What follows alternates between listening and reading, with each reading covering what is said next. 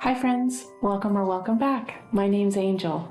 Well, it's finally December, so I can presume that most of us are well on our way to beginning our Christmas decorating after the Thanksgiving holiday. So I wanted to give you one more video with some great DIYs, some decorating tips, and some repurposing to help you as you start your journey. So, without further ado, let's get started. So the first project I wanted to tackle was giving this little gal a glow up. If you watched any of my Christmas videos last year, you'll know that I used her on my dining room tablescape in this white and gold color. So this year I wanted to give her just a little bit of a refresh. So I had this Rust-Oleum Stone Effect spray paint in the garage. It's kind of a burgundy brown color. It's not picking up on camera real well.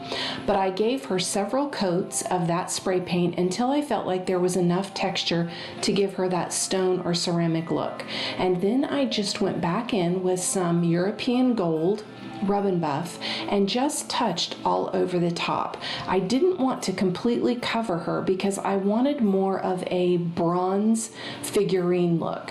So I just continued to rub the rub and buff on, and you can even see here that she's not completely covered with the Rust-Oleum paint, but I was fine with that. I wanted it to have enough dimension that it looked very realistic, and I think I got that effect. So I just continued to rub the gold all over and did end up adding in some antique gold as well. And this is how she turned out. I think it gave her a completely different look, and I was very happy with the overall outcome. Now remember from last week, we purchased this bag of picture frames, and we used the gold ones to make Christmas tags and Christmas ornaments.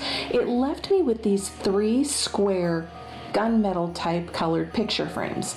They had some rust on them, so I gave them a good coat of black spray paint, and then I embellished the fronts with rub and buff. The front of the frames had some beautiful detailing on them that I really wanted to emphasize. I added in some Christmas pictures, and then I remembered that I had these magnets that I'd purchased from Dollar Tree years ago. So I added 4 magnets to the back of each picture frame so that when you give these to a recipient or use them for yourself, you could add in some sweet pictures to display very elegantly on your refrigerator. So just a tip, whenever you're thrifting year-round, always think about the different holidays. If you come across any types of DIY ornaments like these that are plastic or glass, grab them up. Even if the package isn't completely full, there are so many ways to use these types of ornaments. So I had a package of leftover Christmas napkins, and I thought we would attempt to make a really unique DIY ornament that went with my color theme in my family room area. So I pulled the 2-ply napkin apart and then tore it into thin strips. You want to make sure that the napkin has a little bit of density and texture to it so that it doesn't melt, for lack of a better term, into the Mod Podge. You cover the glass or plastic ornament, I used one of each in this case, with the Mod Podge, and then you just place the strips of the napkin on there. I did touch up on each side of the napkin as I placed each piece down to ensure that they were really adhered to the entire ornament and that they would not lift or raise. And then once I had the entire ornament covered in any pattern, as long as it's completely covered, then I covered the entire outside with Mod Podge and left it to dry. These are really neat because you can choose the napkin color that goes with your decor. And I touched up the top with rub and buff and added ribbon, and I think it turned out really nice. I love all of the texture.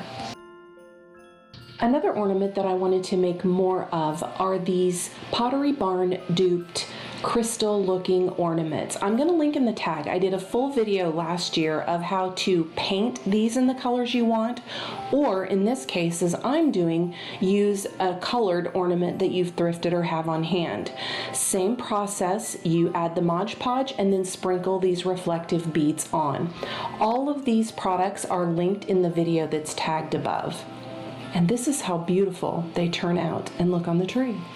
All of the top designers have been trending these wooden Christmas trees this year. So when I seen this package of 3 at Hobby Lobby for $10.99, 50% off, it made them around $5.50. I thought that we could really recreate this stacked wood tree from West Elm that was far more expensive. So I chose 3 different stain colors that I already had on hand and simply stained each tree a different color and then wiped off the excess with a paper towel. So essentially that gave me 3 different trees, but they were all the same height. So since they were all the same height, I wanted to add a little bit of elevation. In my stash, I had this little wooden unfinished, I think it's a candle holder, and I simply hot glued it to the bottom of one of these trees, and it had a perfect circle already there to center it. And then I added them under my cloche in the kitchen. While out thrifting one day, I found this Wolford floating glass candle holder for $4.99. They still sell this exact same candle holder in 3 different sizes. Mine was the 9-inch and it sells for $53. The pamphlet on the inside of the package was dated 1996, but you can see clearly this has never been opened or used. If you've been with me long, you know that I have been blessed to thrift now 3 of these gorgeous Wolford hand-blown candles. I was so excited. So I cleaned it up with some glass cleaner, and I chose to add in just some standard kitchen items of cranberries and rosemary, added the oil, and it is absolutely breathtaking. At Christmas, I think many of us really love to decorate a tablescape, and when I came across these Princess House Bud Vase place card holders, a set of 4 for $8.99, I grabbed them right up from Goodwill. They were so delicate and not a chip on any one of them. They had this beautiful detailing of the etching on the front, which is standard to Princess House glassware and crystal, but what I thought was so beautiful and elegant was the way the place card holder attached at the back. I thought they were just elegant and just a timeless classic piece to set a beautiful table at the holidays or any time of year. As you begin to decorate, I wanted to offer some easy tips that won't break the bank. Remember to use everyday items. Cranberries, clove, cinnamon stick, all scream out holiday but are very inexpensive. Don't forget to add a touch of ribbon or a sprig of rosemary to items. Those things too have a holiday flair, but on a budget. Decorate around your coffee or tea station. You don't have to have a separate space. Decorate your mugs. Put a simmering pot on. I use all the items I mentioned to decorate in a wonderful simmering pot that adds the scent of the holiday season throughout my home. These simple touches allow you to spend your time and keep your money in your own pocket, giving you a sense of peace and relief that should truly be what Christmas is all about. I hope that you found this video inspiring and that it's given you some inspiration as you began your holiday decorating. And remember, stay on the journey as we continue making our way home. Until next time, bye-bye.